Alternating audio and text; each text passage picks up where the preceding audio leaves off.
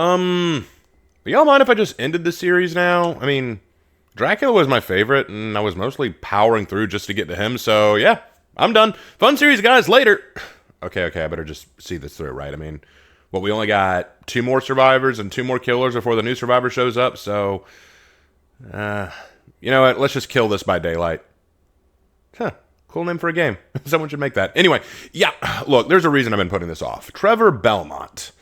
Unlike Dracula, who I know well, Trevor I know meh. See, I'm not a Castlevania lore aficionado. I never played the games, and I didn't really watch the Netflix anime. It's not that I have anything against Castlevania, just I never got into it, so I know next to nothing about it. The reason Dracula is my favorite is because I love the Count himself as a fictional figure, and I also like the historical individual Vlad Dracula, who I've made a few videos on and revealed that the hate he gets is highly unwarranted. Go check those out if you're so inclined. They're really good videos. I worked very hard on them. But Trevor does not have a place in the grander Dracula mythos. I mean, he's purely the protagonist of the Castlevania game and exists here because of that. So I can't say much about him. And because of that, I knew that the minute I started talking about him, I'd get folks telling me I need to play the games and do my research.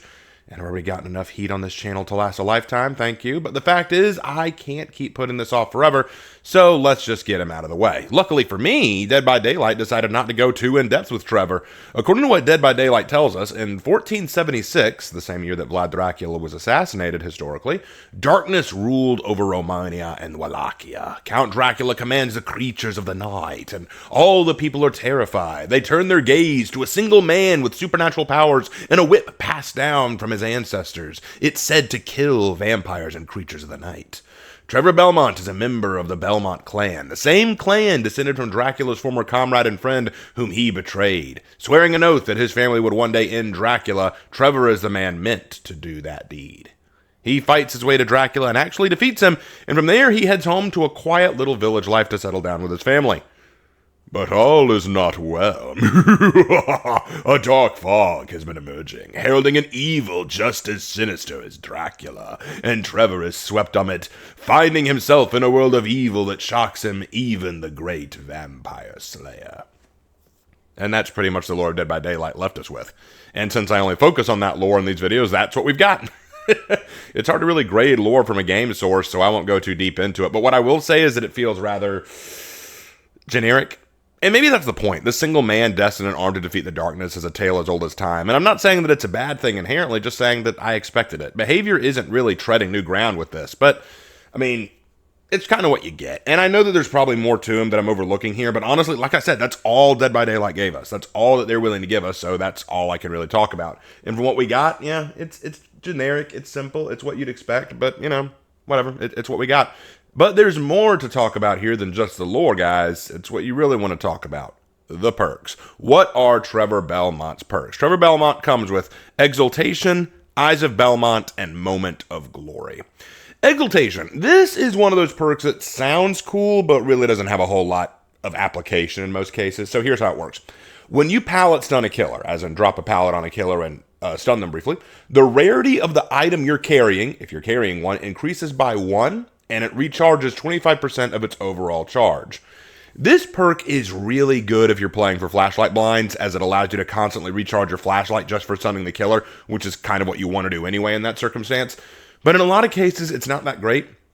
Plus, against killers using perks like Franklin's Demise or Endurance, odds are good that the killer won't be too bothered. Don't get me wrong, it's not a bad perk, but just limited application, I'll be honest. Plus, another thing to keep in mind is it requires you to carry an item. If you're not carrying an item, it's pretty much useless. So you'll want to bring an item with you, and again, if the enemy's carrying Franklin's Demise or they're carrying Weave Attunement, the item is going to already be a problem for you. But regardless of that's Exaltation.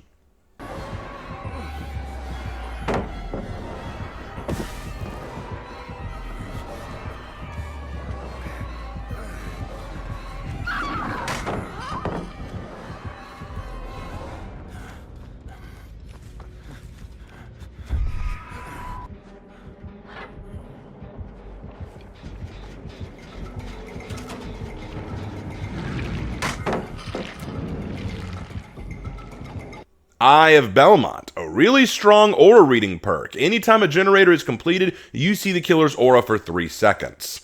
Plus, anytime you would see the killer's aura any other way, the time for the aura is exposed to you for an extra 2 seconds, essentially allowing you to easier track the killer and its movements. And sometimes, especially in solo queue, you can't underestimate the importance of knowing the killer's location. I like Eye of Belmont. I think it's a very good perk for aura reading builds. You should definitely carry it.